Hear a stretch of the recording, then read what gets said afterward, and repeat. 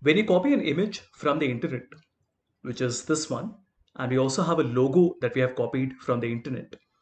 The problem here is that from the logo, I want all of this white area to be removed.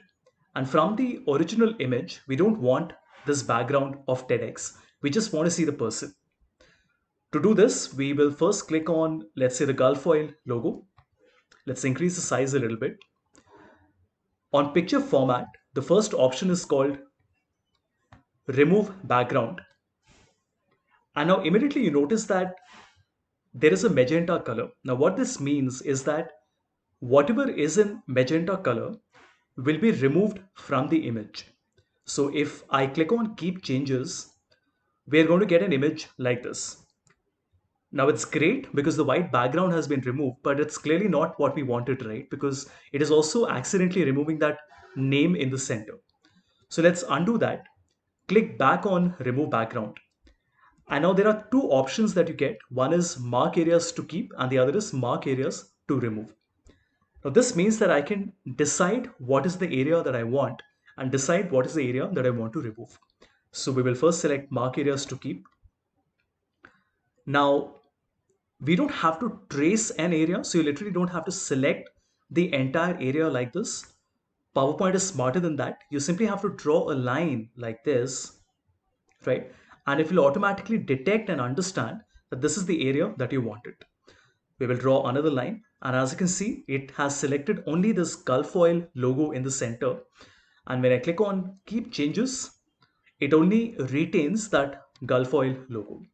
And now if I place my second image on top of my first one, I'm sure you would agree that nobody can say that this is not how the original image was given to us.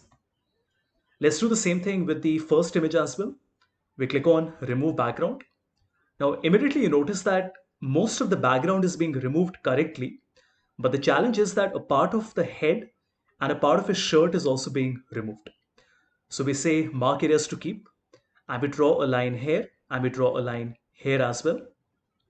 We are happy with the cutout that we have, and when we click on keep changes, we only have this image with us.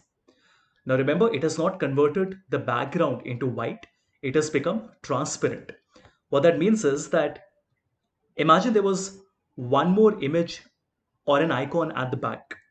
For example, I'm going to click on insert pictures and then select a stock image.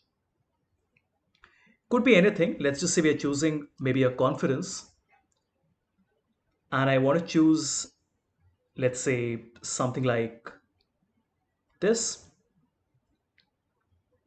Let's send it to the back. Do you see what's happening now?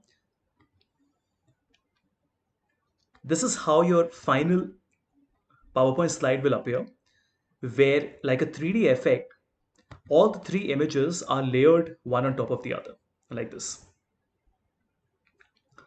Remove background is fairly simple to work with. Do remember, this is not a Adobe Photoshop competitor. It's a simple tool. It might not really give you the 100% finesse that you're looking for, but for quick removal of backgrounds that you want to do, and as long as the image that you're working with is a high resolution image, it will work beautifully.